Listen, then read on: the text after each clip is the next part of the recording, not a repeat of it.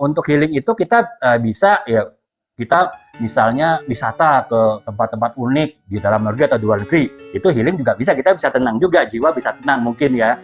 Atau ya mungkin kalau yang keagamaannya tinggi ya umroh gitu, itu pasti insya Allah akan tenang. Atau misalnya teman-teman yang punya me time, kemana, ke salon misalnya yang wanita ya, atau ke spa, yang laki-laki mungkin mancing, ataupun juga mungkin ada sport yang lain, atau sport atau utak-atik otomotif, itu kan bagian healing juga ya. Tapi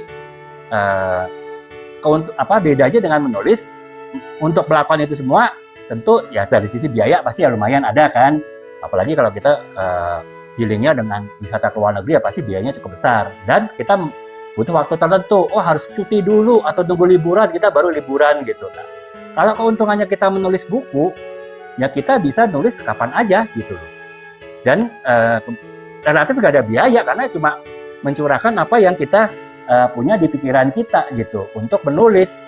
Jadi nggak perlu biaya apa-apa ya, paling yang penting kita udah punya, bahkan tidak punya laptop atau komputer pun bisa nulis kok, karena saya sebagian besar buku saya ini total sekitar 20 buku lebih itu saya tulis melalui handphone gitu. Baru nanti ketika mau editing saya baru lakukan di laptop atau komputer, karena kan editing itu ya biar kelihatan beberapa halaman sekaligus ya, kalau di handphone kan pasti hanya kelihatan satu page gitu.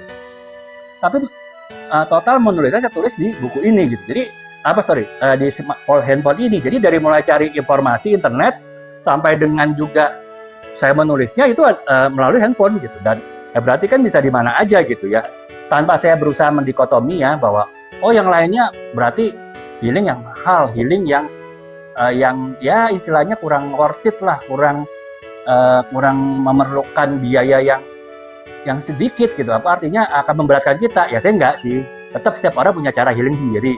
Hanya saya maksud saya menjelaskan di penjelasan ini adalah bahwa menulis itu ternyata ada gunanya loh gitu loh. Karena mungkin sebagian teman-teman melihat nulis ngapain sih nulis, saya nggak mau jadi penulis kok.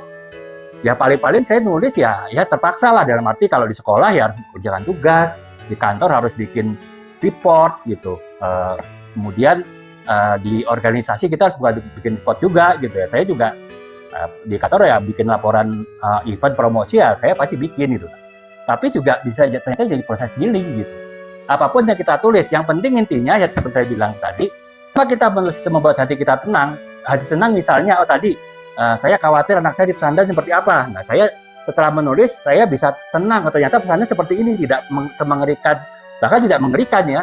Sehingga ya udah saya ya ikhlas aja tinggalkan anak di pesantren karena saya udah tahu.